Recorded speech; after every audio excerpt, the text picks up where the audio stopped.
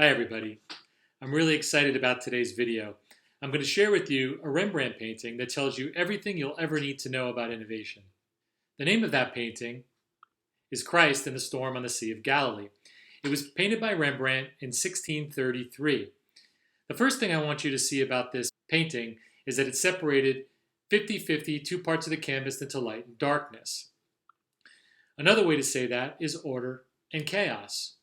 Now, I define order as things that we know, could also call it culture, the way that we do things, but it's all the things that are familiar to us and how we think everything works around us. It's how we live our day-to-day lives. Chaos is anything that we don't know or something that we don't understand, and so it makes us nervous and scared. And so I see this painting is divided into order and chaos. Now, between order and chaos, that's where the struggle lies. That's us getting out of bed every day and trying to live our lives better. And we take a little bit of chaos, we try to make sense of it, and we try to fit it into our current order. That struggle is the process of contending with making the unknown known. Now let's take a closer look at the painting. You see there's 14 people on the boat. You've got 12 disciples, Rembrandt, and Jesus Christ. Let's take a look at the first 5 disciples on the boat. They're on the left side, or the light side of the boat, and if you notice, all of them have their hands on the boat and they're actively working to keep the boat safe. In fact, what you could say is that they're taking care of what they know and how to keep that boat afloat. So they're using all of their skills and all of their knowledge to make sure that the boat doesn't sink. Now let's take a look at the other side of the boat. On the right side of the boat, you see you've got 4 disciples and Jesus. Now, they're all thinking, and the only person touching the boat is number 14. So you could say that any information they're figuring out as they're thinking and trying to make sense of the unknown, they're actually putting that new information into the direction that the boat is traveling. That's why the only person on that side of the boat with their hands on the boat is number 14. He's making the small adjustments as they figure out how to navigate the storm. Now, Jesus is on that side of the boat because when you think about how to solve a problem, you wouldn't even begin to think about how to solve that problem unless you had faith that you could. And so, of course, Jesus appears on the right side of the boat. He represents the faith that we have that we're actually going to figure something out. Otherwise, we wouldn't even begin to try. Now let's take a look at the 4 guys in the center of the boat. You can see one of them is Rembrandt himself. Now, here's what's really cool. On the right of Rembrandt, you see a man in white. He's not touching the boat and you can't see his face. I believe that he represents all the knowledge that Rembrandt has, what he knows. And to his right is a man sitting and praying, staring directly at Jesus. We also can't see his face.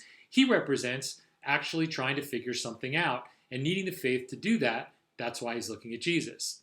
Now you'll see the last guy hanging over the bottom of the boat has got a red shirt on. And I believe that he's wearing red because it represents the tearing away of things that are not serving us or things that we thought were true that are not.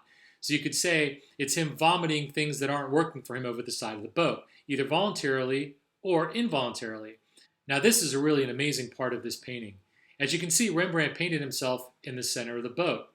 Now, if you actually carefully check, and I did so by drawing crosshairs down the middle of the painting, you'll see that Rembrandt is exactly in the middle of the painting. The intersection of those 2 lines is actually in between his eyes, his nose, and his mouth. It's amazing. Why did he paint himself on the horizon and the perfect center of the canvas? Because the horizon is where what we know meets something new, and that unknown becomes something known, and a new unknown that unfolds, and we need to figure that out. And so with this definition, you could actually remove the word horizon and put the word innovation in there. Let's try it out. Innovation is where what we know meets something new, and that unknown becomes something known, and a new unknown unfolds. Now you can see why I think this painting perfectly represents innovation.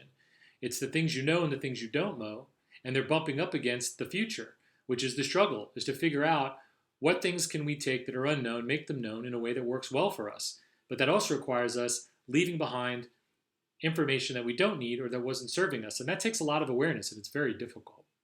And in order to move forward, you need lots of faith.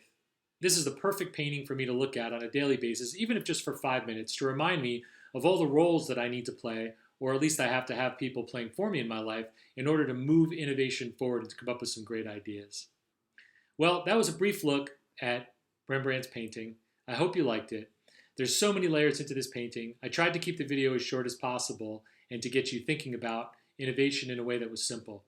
If you liked it, let me know. If you have any questions, let me know. And if you see anything in there you want to talk about, tell me about it. I think this painting contains in it everything I've ever learned about innovation. Thank you for watching my video. I hope you like it. I'll see you next time.